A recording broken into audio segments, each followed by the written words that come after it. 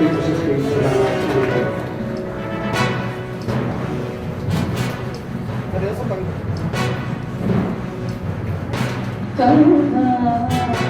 ಅಂಬೇಡ್ಕರಂತಾಗೂ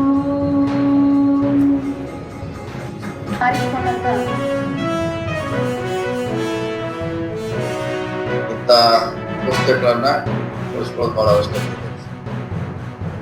ಅದಕ್ಕೆ ಇಂಥ ಸಮಾರಂಭಗಳಾಗಬೇಕು, ಪ್ರಶಸ್ತಿಗಳಾಗಬೇಕು. ನಮ್ಮ ಸರ್ಕಾರ ಕೂಡ ಬಹಳಷ್ಟು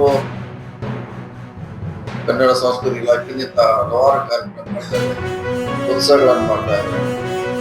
ಉತ್ಸವಗಳನ್ನು ಕೂಡ ಇವತ್ತು ನಾವು ಉಳಿಸಬೇಕಾಗಿದೆ. ಸುಮಾರು 100, 200, 300 ವರ್ಷಕ್ಕಿಂತ ಆದಂಥ ಘಟನೆಗಳನ್ನ ಇವತ್ತು ನಾವು ಸುಧಾರಿಸಬೇಕಾಗಿದೆ. ಅದು ಹಿಡಿಬೇಕಾದ್ರೆ ಇಂಥ ಉತ್ಸವಗಳಿರಬಹುದು, ಪ್ರಶಸ್ತಿಗಳ ಮೂಲಕ ಸಾಹಿತಿಗಳನ್ನ ಗುರುತಿಸಬೇಕು ಮತ್ತು ಮುಂದೆ ಬೆಳೆಸಬೇಕಾಗಿದೆ. ಕೊಟ್ಟ ಹಣದಲ್ಲಿ ಸಾಹಿತ್ಯ ಪ್ರಶಸ್ತಿ ಅವರು ಕೊಡುವಂತಹ ಪ್ರಶಸ್ತಿ, ಅದರ ನಂತರದಲ್ಲಿ ಬಂದಿರುವಂತಹ ಈ ಖಾಸಗಿ ಪ್ರಶಸ್ತಿಗಳಿದಾವಲ್ಲ, ನೀವು ನೋಡಿ ಏನೇನ್ ಸಿಕ್ಕಿದೆ ಅಂತ ಒಂದು ಸುಮ್ಮನೆ ಕೊಟ್ಟಿ ಕೊಡಕ್ಕೆ ಇಷ್ಟಪಡ್ತಿಲ್ಲ ಈ ಸಂದರ್ಭದಲ್ಲಿ. ಯಾಕೆಂದ್ರೆ ಬಸವರಾಜ ಕಟ್ಟಿಮನಿಯವರ ಪ್ರಶಸ್ತಿ ನನಗೆ ಬಂದದ್ದು ಯಾಕೆ ಸಂತೋಷ ಆಯ್ತು ಅನ್ನೋದಕ್ಕೆ, ಈಗ 2 ದಶಕಗಳ ಹಿಂದೆ ನನಗೆ ಒಂದು ಖಾಸಗಿ ಪ್ರಕಾಶನ ಸಂಸ್ಥೆ ಅಂಬೇಡ್ಕರ್ ನನಗೆ ಅವೆಲ್ಲ ನನಗೆ ಬರ್ತಿವೆ ಅಂತ ಅಂದ್ರೆ ನನ್ನನ್ನು ಸರಿಯಾಗಿ ಗುರುತಿಸಿದ್ದಾರೆ ಅವರು. ಅಂದ್ರೆ ಈ ಪ್ರಗತಿಪರ ವಿಚಾರಧಾರೆಗೆ ಕೊಟ್ಟಂತ ಪ್ರಶಸ್ತಿ, ನನಗಲ್ಲ. And there is another one more electric tariff, that is PF fund. PF fund is added to all electricity bills.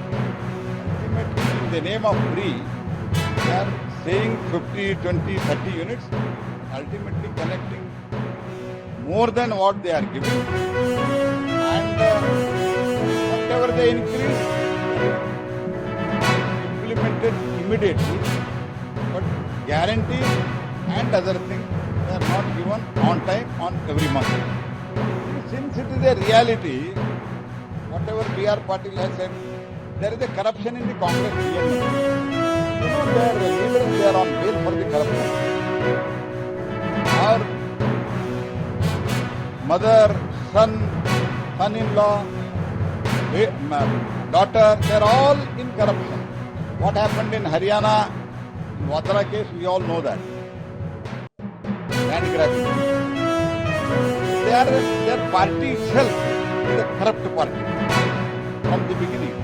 If you remember, from the days of Krishna Menon in first Nehru government, there was a corruption. From those days to these days, Congress party is known for the corrupt practices.